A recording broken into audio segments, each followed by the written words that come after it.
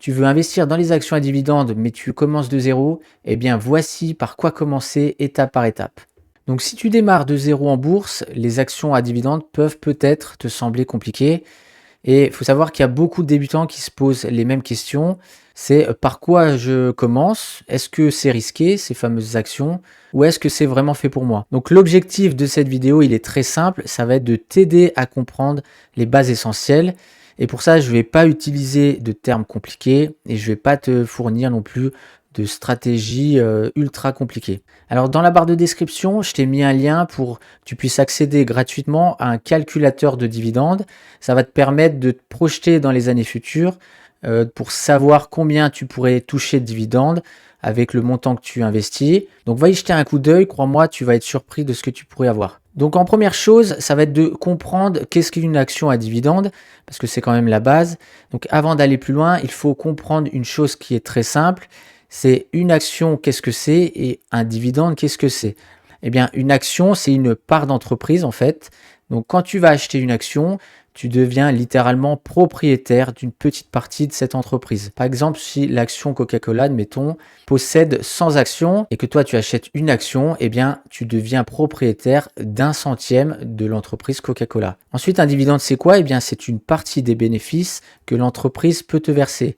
Alors, il faut savoir que toutes les entreprises ne versent pas de dividendes, mais nous, dans la stratégie qu'on utilise, on cherche uniquement des entreprises qui versent des dividendes.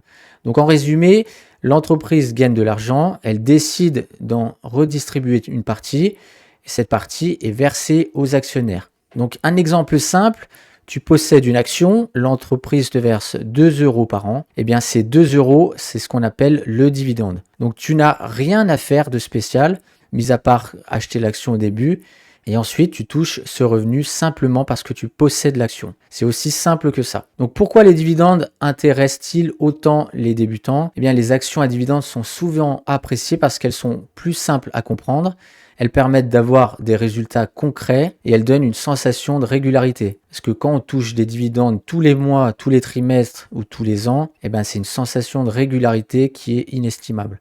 Donc même si les montants sont petits au début, eh ben, elles aident à rester motivés et donc à comprendre comment fonctionne l'investissement. En deux, ne pas chercher la meilleure action quand on débute. Quand on débute, on fait souvent cette erreur, c'est de chercher la meilleure action par excellence, celle qui rapporte le plus ou celle qui va tout changer. Eh bien en réalité, ce n'est pas la bonne approche. Donc quand tu démarres ton objectif, ce n'est pas de faire un coup, on n'est pas là pour faire du trading, ce n'est pas non plus de trouver l'action parfaite, et ce n'est pas non plus de maximiser à tout prix. Ton objectif, il sera de comprendre ce que tu fais, de limiter les risques, parce que quand on investit notre argent, le but, c'est pas de le perdre, et de construire quelque chose de stable et durable. Donc en gros, il vaut mieux commencer avec des entreprises simples à comprendre, qui sont connues, qui sont très solides et qui versent des dividendes depuis longtemps. Pas besoin de beaucoup d'actions et pas besoin non plus de complexité.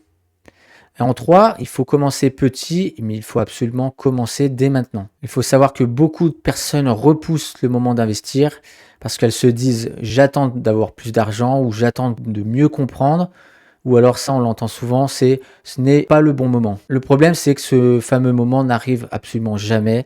La réalité en fait c'est qu'on apprend en investissant. On apprend quand on progresse avec l'expérience et c'est que même des petites sommes, eh bien, elles comptent. Donc, commencez avec 10 €, 20 €, 50 ou même 100. Ça, c'est par rapport à vos choix d'investissement, à vos revenus, ce que vous souhaitez investir. Et ces sommes d'argent, eh bien, elles sont déjà suffisantes pour apprendre et prendre confiance. Donc, ce qui compte, ce n'est pas le montant, mais c'est le fait de commencer. Donc, voici les erreurs fréquentes à éviter. Quand on débute avec les actions à dividendes, certaines erreurs reviennent souvent. La première, c'est acheter une action uniquement parce que le dividende est élevé. Donc ça, c'est une grossière erreur parce qu'un dividende élevé, ça cache souvent des difficultés dans l'entreprise. En deux, eh bien, c'est de copier quelqu'un sans comprendre ce que l'on fait. Comprendre ce que l'on achète, c'est bien plus important que de copier une personne parce que chacun a ses objectifs, chacun a un montant à investir différent. Donc surtout, ne recopiez personne, faites votre propre choix d'investissement. Et la dernière erreur, c'est de mettre son argent sur une seule action. Donc le but, c'est de diversifier en achetant plusieurs actions et ça permet de réduire les risques d'investissement. Donc maintenant, par quoi commencer concrètement? Alors voici une approche très simple et progressive. La première chose, c'est de comprendre qu'est-ce qu'une action et un dividende. Ensuite, c'est de choisir une entreprise simple et qui est stable. Ensuite, c'est d'investir un petit montant au début. Ne commencez pas par investir des 10 000 euros d'un coup. Il faut déjà se former petit à petit. Ensuite, c'est d'observer ce qui se passe. Une fois que vous avez fait vos premiers achats, vous observez ce qui se passe sur votre compte. Et ensuite, pour finir, c'est d'apprendre et d'ajuster dans le temps. Donc, pas besoin d'aller vite et pas besoin non plus d'en faire trop. Donc, pour conclure cette vidéo, les actions à dividendes sont une très bonne porte d'entrée quand on débute en bourse. Ce qu'il faut retenir surtout, c'est ces trois choses. C'est la simplicité, la patience et la régularité. Donc retiens que tu n'as pas besoin d'être un expert, tu n'as pas besoin de beaucoup d'argent pour commencer à investir et tu n'as pas besoin non plus de commencer correctement. Le but, c'est de commencer le plus tôt possible. Donc voilà, si tu veux commencer déjà à te projeter et voir combien tu pourrais toucher de dividendes dans les prochaines années, n'oublie pas que je t'ai mis en description un lien pour accéder au calculateur de dividendes. J'espère que cette vidéo pourra t'être utile et moi, je te dis à la prochaine.